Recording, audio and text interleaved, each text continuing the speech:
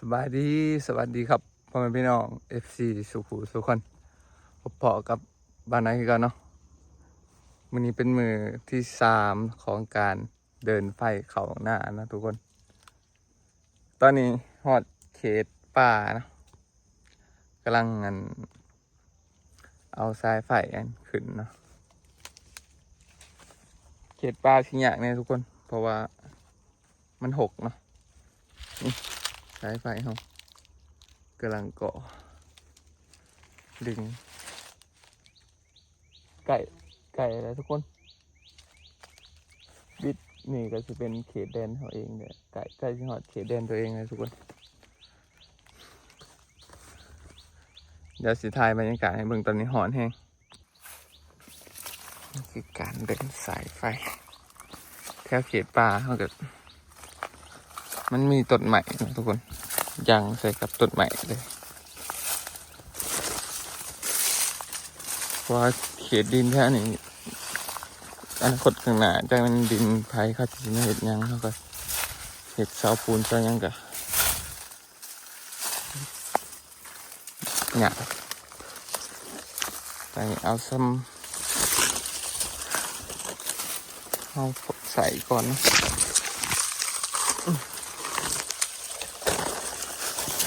เรา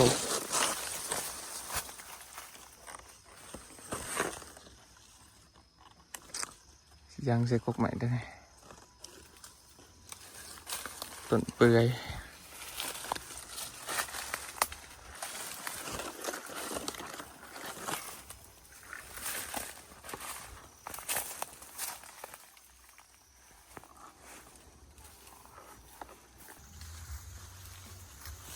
ทุกคน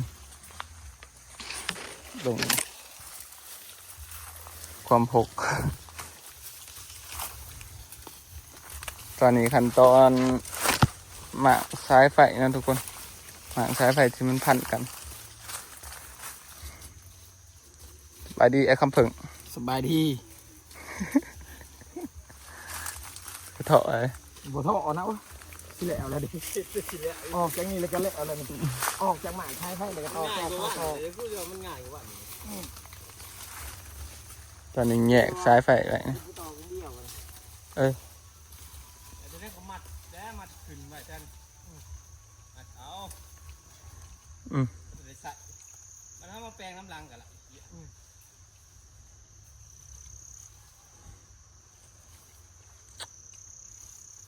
ง่ายบอกง่ายกว่าเก่า กูว่าไม่นอก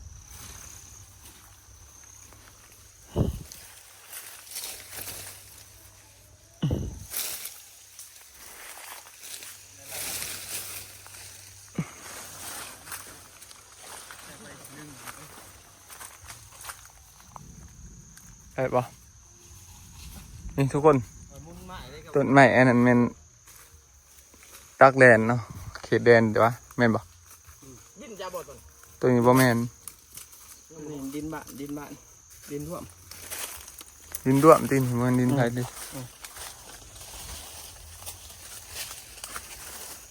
ไปเถอะ ไปวันนี้คนงานมี3 คน เสื้อ เนาะ ไปใส่ เสือมันบ่ทันตื่น เสื้อโคมเสื้อโคม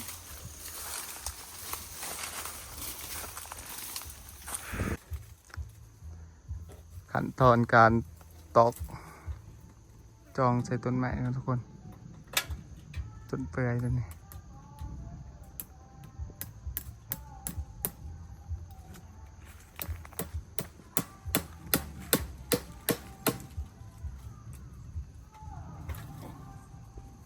เอาสายไฟเปล่า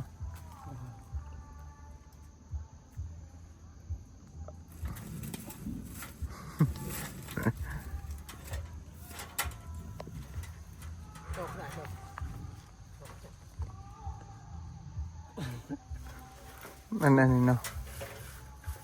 จะสิลบวะเบิ่งสิขึ้นอันนี้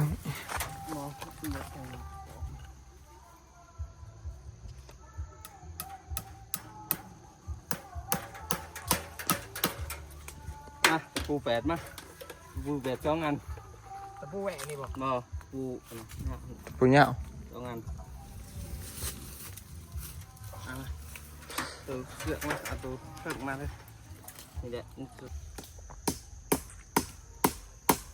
มาพี่น้อง ตอนนี้กำลังสิฮอดเขตแดน ขั้นหน้านี่บ่เกดแดง กกใหม่ตัวนี้ตัวนี้หลายคนมาเพิ่มเลยทุกคน เบาเอ บ่าวเอทีมงานบรรณา คนละเอ ว่าแม่นะ เอเบาล่า เอบ่าวลาวมาพร้อมมึงหั่นแหละ หรือว่าเอวาล่าว่าจะทำอีทมือนี่ว่าเห็นเอวาล่าเอามาสอนเทน่ากับมัน กำลังซ้ายเนาะ เอบ่าวลาวนี่คือน้องอันน้องเสือเนาะมาเพิ่มกำลัง โอ้เห็ดช่วงอันนั้นแดดดีๆทอเมื่อยเลยจนจะเป็นวินจนเถาะเลือดออกพุดๆ แดดแดด อืม เอาขึ้นไปนี่เลยบ่วะบ่ต้องใส่ตดนะบ่ใส่ให้แล้วมันโยดมาเลย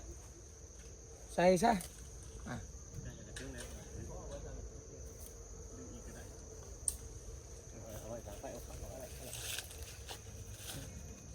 อืมไปอันเอาใหม่มาสอนในสางไผ่ใหม่อันไผ่บ้านเขามาขุดแท้นี่มันขุดง่ายอยู่ดินมัน ไปทางไป ใช่ เห็นบ่ผ่าในตีนจ้ะ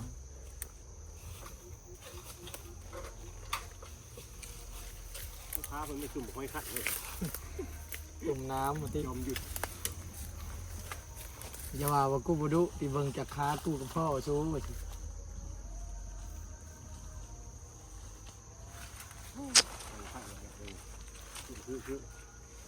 คืออันนี้ติ ตื่นเช้าไผ่อายุ น้ำเอจักเม็ดสิสื่อใช่ไผ่ 500เรือ 500 เมตรเดือ เรื่องเต็มมั้ง เอา เด้ตัวน่ะฮะ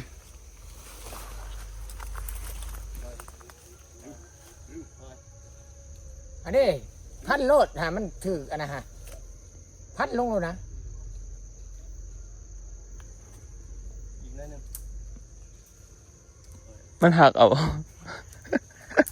ลงไอซิดเบิดหันแต่อะไรมันหก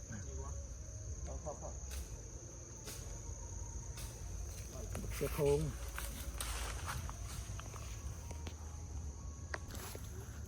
ตอนนี้มาหอด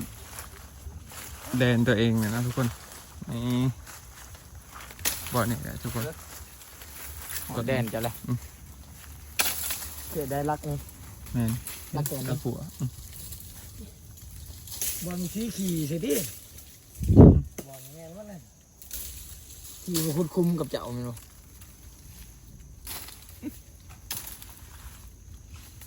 ไปบ้านหอดแดนตัวเองเลย ตัดตะปูไหมนะ ไปเสียมาฮะ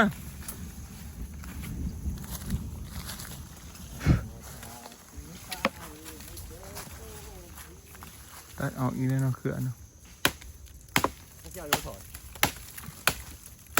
เอาอยู่ถอด มาทุกคน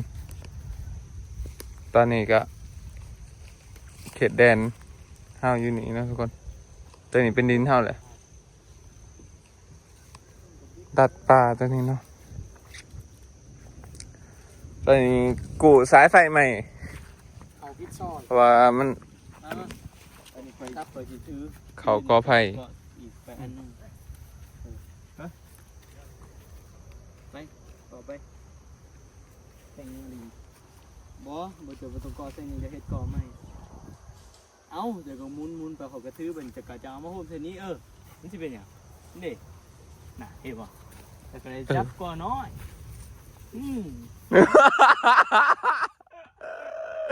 เพื่อคืออะไรวะสิ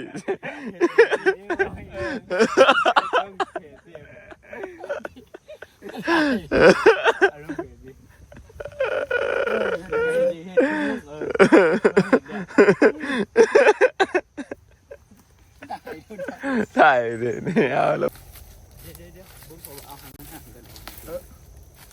เอางาน เอามาพี่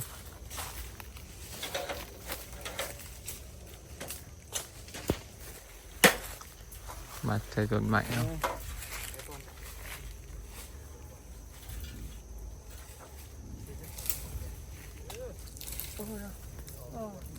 น้ำมั้ง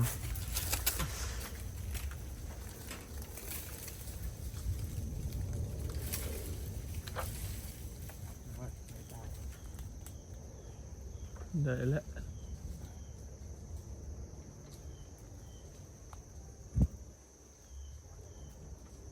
บาทนั้นตัวใดมันต่ำเขาก็สิเอาอัน เอาไว้เชียว เอาใหม่พยาบาลนะทุกคน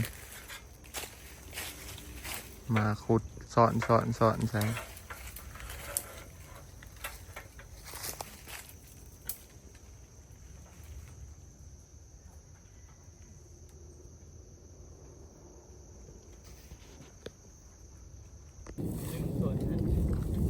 พี่น้อง ไก่แล้วสิแล้วละไก่สิหอดเทียงนะจุดนี้เขาดึงใส่อันต้นตะแบงนะทุกคน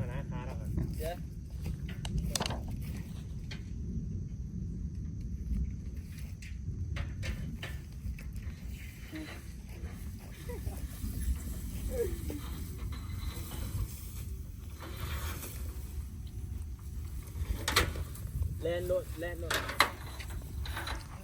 เอาอีกเบิ่งมันสิว่าเลย ทุกคนตอนนี้แล้วเนาะการยังสายไผ่เขา แม่เราบ่ได้ก่อยังมีแต่ก่ มาหอด ย่างเดียวจบ นี่แหละกำลังบ้างเพนทุกคนบาทนี้ราชิเดห้องนอกของน้ำอยู่ใส่ หลุดแล้วเรามาต่อไฟขาวแล้วกันครับบ่มีตัวระบิดบ่มีตัวระบิดเอ๊ะแหลม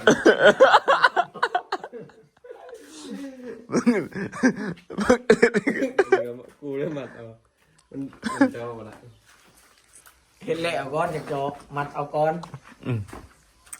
แต่ก่อนมันไม่มีไฟเจาะก่อนหรือคนอ้าวโถ่ มึงหน่อยดีใจแล้วมันยิ้มอยู่ฮะ เดี๋ยวมันจะซื้อมากเอาหลังสีเปล่าสีใกล้เอา โบราณก็ยาให้มันนอนร่มลูก คุณแล้วมาทั้งก็คุณแล้ว มาจีตรงมือพอได้ มาทำกระทำเพื่อนกัน ทุกคน คลิปไทยนะ ห้องนี้5 คูณ 6ตีเนาะ5 เมตรคูณ 6เนาะบางอย่างเบิ่งประเทศของน้ำมันมีแค่นี้นะทุกคนเฮ็ดของน้ำอยู่ในซะเพราะว่ามันจังบ่ได้ไปก่อแบบนั้นอยู่ข้างนอกมัน มันเกิดเปลือก เปลืองราคาอะไรอหย่างเนาะ คุดแล้วก็เอาทอมาลงแล้วก็อัดแล้วก็แล้ว อืม หมอนี่ก็เอาชักโครกมาใส่ต่อ แต่ถ้าไปของน้ำอยู่ข้างนอกเขาต้องได้มุงราคามันเปลืองงบหลาย มุ่งหลังคาจะไปเฮ็ดเพื่อนไผ่เด้เวลาเศษกินเด้เฮ็ดให้มันงามๆ อันนี้เหือนไปเขาก็มี เพื่อนไผ่ต้นใหม่ฮะเอา เป็นเงื่อนไขได้ อย่าน้อยจะอยู่ปูเอาอีกนี่ปูเลยก็มุ่งออก มุ่งออกเห็นเทือนไฟอยู่นี่ก็ได้ เพื่อนไผ่ บัดน่ะ เอาหนีมันหลอดก่อนว่าเอาพื้นมันเจาะง่ายอยู่บ่ ง่ายนะผืนบ่ได้หนาสักพระได้แตกแล้ว โอ้ซอดอ่ะวันนี้แสดงว่าเขาเทบ้านแต่เลยง่าย จะได้ครับต้องเห็ดของหนักเพราะว่าต้องเห็ดหนักมันไร ชุบว่าเฮ็ดห้องน้ำอยู่นี่ห้องครัวอยู่นี่ก็ได้เอา2เฮ็ดจังซี่ปึกไปนี่ ไงมันก็ไรอีกเว้นแต่ ยาหน่อยมันขัดพื้นที่นะโอ้ เขาก็เอาทางเขาตัวนั้นเขาก็มาห้องจุยพอดี แบบขั้วฝรั่ง ครัวฝรั่ง เศร้านะมันจะคือห้องแถวพวกเฮ็ดอยู่นอกกันเลยมันสิเหม็นห้องฮะ กินห้องเลยเนาะ เอาก็ ห้ ปุ๊ อง บ ค้าง มันมีหอมมินหอม เขาเอาไปประตูเขาทางนี้ เสียดประตูเดียวนี่ บ่ประตูขี้ไผอีกอันหนึง เออ คือว่าแล้วมันสิย่างเขาห้องน้ำเนาะคือว่าก่อตันนี้นะเอาแต่ห้องน้ำนี่พอเลย ก่อแต่ห้องน้ำนี่เนาะ แต่ของหน้า เอาไปห้องน้ำซะ ของขั้วก็ไปเห็ดอยู่เทียงนี่เลย อืม กินข้าวกินน้ำมากินอยู่เทียงเนาะมันก็ไรบรรยากาศแต่ว่าที่จิบุจักออกจากหอก เสียงนี่บ่ต้องเฮ็ดแบบนี้ได้บัดนี้ต้องเฮ็ดแบบนั้นเป็นแบบ แนมเห็นวิวบ่บังแล้วนะเอาออกสังกะสี เนี่ยไม่เห็นวิว มันว่างแผนตอบสนองตอบสนองอันนี้มัน ควรต้อง เอ การ อตอบสนองความต้องการ กินข้าวมันก็จะกินอยู่นี้กูสิบ่ออกแล้วนะห้องนะกูสินอนอยู่นี่ขึ้นฟ้าจะพามันเข้าต่อได้ มืออื่นเพิ่นได้มืออื่นเนาะจังสิแต่ต่อไฟเข้ามามืออื่นไม่ต่ออีกทุกคน ให้เรามาต่อมารับให้เรามากันคันแน่ ให้เขาเห็นให้เขากวนมันก่อน ถ้าเอาเฮ็ดห้องน้ำนี่มันสิประหยัดงบขึ้นอีกทุกคนเพราะว่าไปเฮ็ดอยู่ข้างนอกนี่ก็ ๆเปิดสิมุ หลังของหลังค่าอิหยังหลายอย่างอีก งานตีฟ้านี่เอาเฮ็ดเอง เฮ็ดเองเบิดเลยแหล้ว ก็นี่มันอยากเนี่ยได้ก่อน เห็นทำอะไรเรื่องยังไฟยังเวลาอยู่เห็นซะจะได้พันลูกโน่นเห็นได้ บ่ ไว้อยู่ห้องขอยเคยซ้ำสาบซ้ำยังหันได้อยู่กันมา ได้อยู่ ตี เนาะ ผาตียังบ่เคยเห็น เขายิ่งให้ซะ อู้ยตีผาบ่อยากในอยู่ อยู่ YouTube ก็มี ถ้าตีเดียบฮะ เอาพาไม่หิอาหาร โอ้ยเดี๋ยวได้มากับมือนะงามเป็นงาม อันนี้ต้องมุ่งออกมาเด้อ เนื้อสิเอาแบบมันพาไปเหี้ยบ่ เฮ็ดกั กัน น สา กันสาดออกมานี่ยังขัดเลย ให้งามเลย มากตูแล้วจมวิว แม่น กำลังวางแผนกันทุกคน เอาออกก็มีกับพ่อแล้ว มันตอนอยู่บ้านนะขึ้นยังกับบ่ ที่ขาพุ่น แต่อีต้นไอ้ร้อนนั่นน่ะไอ้ร้อนนั่นน่ะนักขโมยนะก็บ่ได้มันยืน ยืนมาคุย มาหลายคนจับสายไป ก็แม่นนั่นแหละทุกคน บ่ได้เอาไหนแน่นี่แน่ ยังบ่แลนลูก เพื่อนนึงแท้ไป ก็เป็นกำลังใจเป็นกำลังใจ ใช่ไปคอยเมื่อยแล้วเห็นน้อยหมุนห้อยโอ้โหป้าไอ้ดอนแทงนะไอ้ดอนแทงหมุนไปตามป่า ต้นดึงพี่อะไร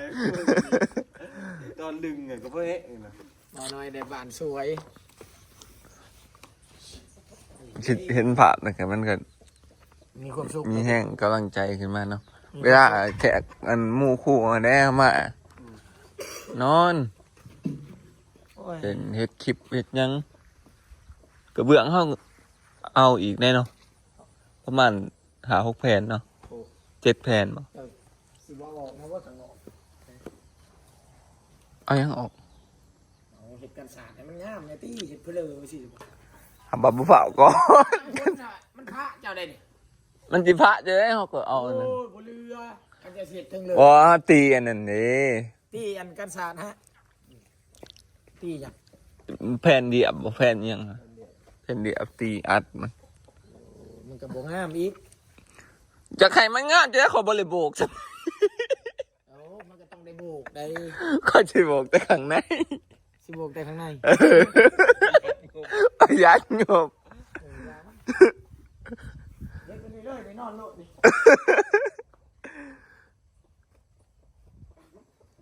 เนี่ยทุกคนตอนนี้ก็แล้วเลยเนาะอย่างสายไฟแต่ว่ามืออื่นมาแล้วสิเข้าไปป่าเลยก็อันหาลักไปสอนมันอีกทุกคนตัวไหนมันนั่นมันต่ำมันหยาดเนาะกวาดอีกเท่านึงมืออื่นต่ออีกแล้วก็มืออื่นเนี่ยเนาะให้สร้างไผ่เพิ่นมาลงให้เนาะ ตีฟ้านี่จ้างครับเพราะว่ามื่นอยู่แล้วค่าสร้าง อ๋อ 6 ล้าน6 ล้าน โอ้กูเห็นเบิดเถื่อนนึง โอ้ย หลานนึง เป็นสิว่าคือตอนเพิ่นไปซื้อสายไฟ บอกว่านั่นบอกว่าเครื่องคล้องของ โอ้บ่ นักเลย โอ้บ่ฮอดข้าสร้างเพิ่นสิเฮ็ดแป้งบัด 2 หลังไป เฮ็ดเองได้จ้างสร้างมา จ้างสร้างมันก็ง่ายเห็นแล้วเขา อีก3 4 5แผ่นนึง แป๊บ งบบ่พอเลยไปทุกคนวันนี้วันนั้นก็ขอจบคลิปไปเพียงเท่านี้ก่อนเด้อถึงไผ่เขาไหมต้องซื้นชมไอดอนเนาะมีอัน ซุ่มจะได้มึงยังบ่ไปซื้อยาให้เรา พา เล่าอันเฮ็ดนะทุกคนมื้อนี้มีแต่เล่าเนี่ย เพิ่นเลยแหละจะหน่อย วันนั้นเห็นท่อแห้งอีดี ตอนเข็ดตอนกระเว้นแห้งโอ้ถึงแดดถึงอันว่าอันคิดยังบออกเลยจากที่ออกมาจังไดดีแต่มือนี้แล้ว สอดป่าหอนเนาะสอดป่า เออ มันจำแหละนะเฮ้ยมันมี สอดปลามันก็ง่ายเนาะ โอ้ยลองเบิ่งขั้นเป็นนี่มัน เนี่ยทุกคนทีมงานเขาก็ได้ขอบใจไอ้คำผึ่งเด้อ กูก็อย่านะ